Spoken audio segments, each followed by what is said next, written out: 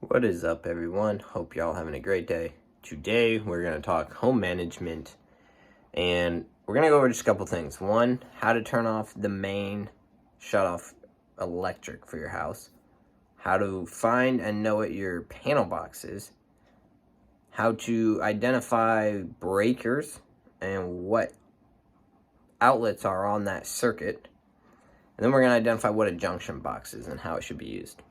So to start off, I'm in the basement. This behind me is my panel box. This is where all my breakers are for the house. Now we're gonna get close. Let's go over it just a little bit. So each one of these is a breaker.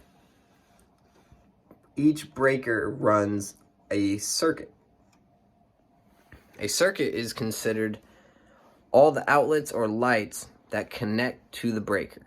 So you might have a single room that you can shut off with one breaker switch in your panel box. Shuts off all the outlets. That's one circuit. So you need to know which ones, like which breaker runs what outlets and what circuits in your house. Now, I took off, I'm going to show you here. I took this off of the panel, and there's labels, so most of your stuff will be labeled if whoever did the wiring for your house was somewhat considerate, right?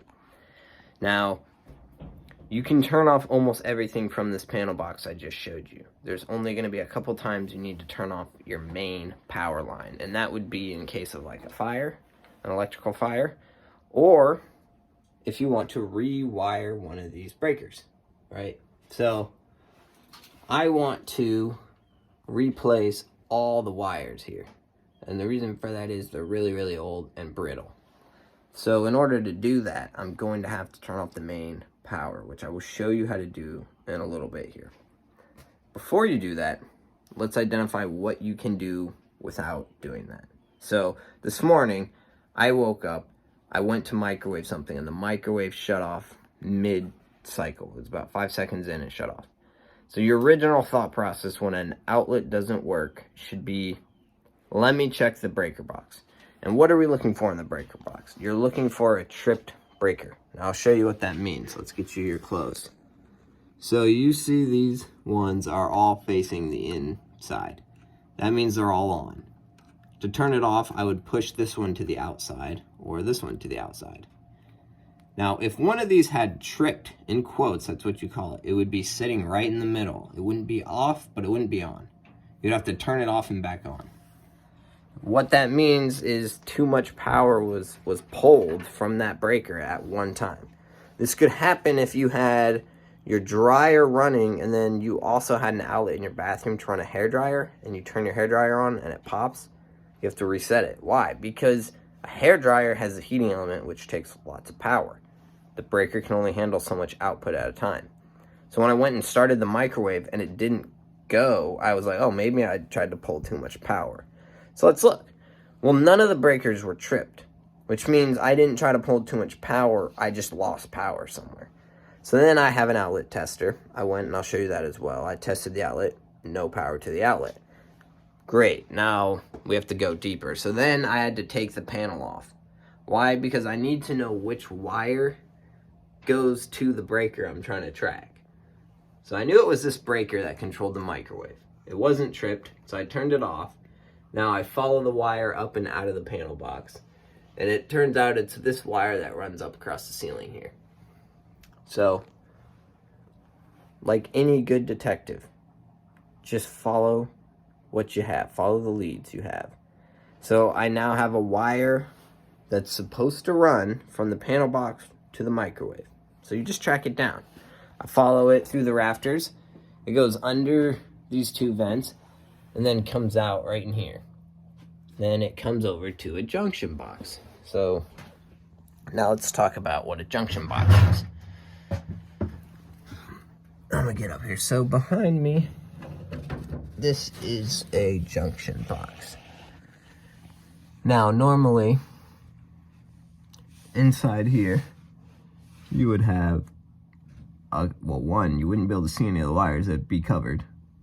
Two, these would be pushed up and in there so that way you could fully cover it, right?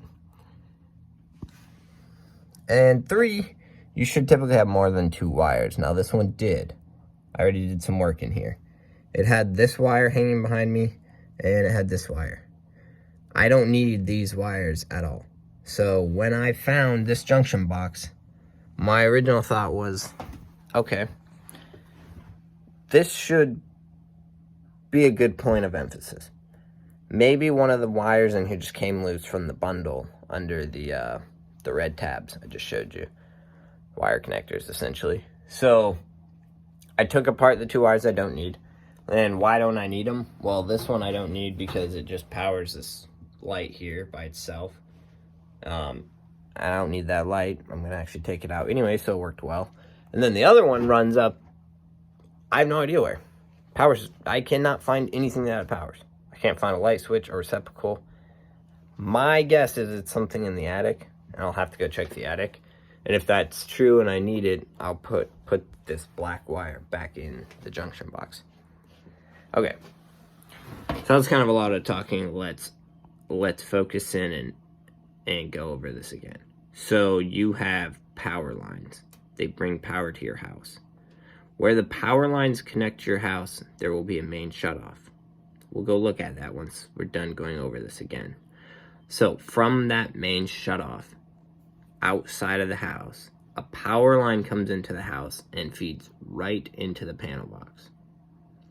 That power line is what gives the panel box power. Then all the wires coming out of that panel box run circuits in your house. So when my microwave went out, I found the breaker that controlled the circuit. The breaker was fine. And I tracked the wire down. I found a junction box. From the junction box, this is where things get a little hairy, right? So as someone who is tracking the power, always start at the source. The source of power is the panel box. Everything coming out of there has energy. So when I followed this wire that was live, right, this black one right here, that was the live one from the panel, and I followed it, and it came into this box, right? I knew that cable had to stay in the box because that's what brings power to all 3 of these other ones. 1, 2, and 3. Right? So then you track those other 3 down. So where are they going? Well, if one goes up to the kitchen microwave, the other one comes here, and the third one was the one I said I really couldn't quite find the end to. Right? So understand that. Know the circuits. Know what breakers control what in the house. If they're not labeled, it doesn't have to be a huge deal. Label them. Test. Do a test. Buy a test kit. Shh. Chill. I'll show you a really cool test I have when we get upstairs. But first, let's check it out. So I'm outside now. If you have a house like I do that has power lines outside, so there they are behind me, they feed straight over above me, right? They feed into the house, down into this box. This is your main shutoff. You can push this open. It's gonna be pretty difficult, but if I can do it, give me a sec here. It's been like probably a couple years. So it opens, and guess what? A breaker.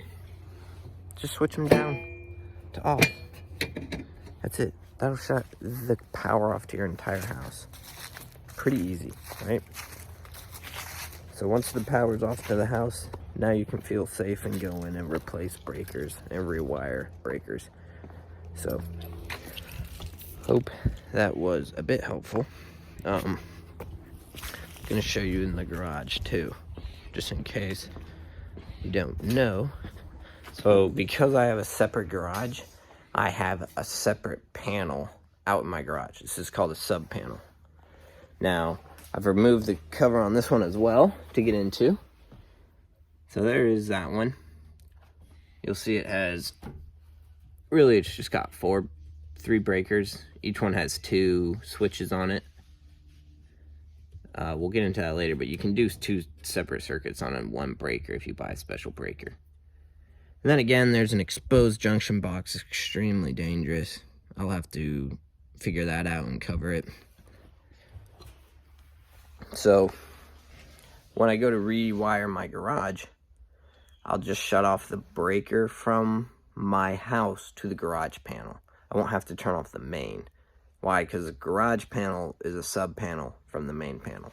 So I know that's a lot of verbiage coming at you, but that should hopefully get you a basis of understanding for the electrical side. Now, I have to rewire my whole house. I'll show you how to do that. We'll start with 14.2 and doing rooms, and we'll just go from there. So stay tuned. Hope this was a little helpful. Let me know what you guys are working on. Thanks.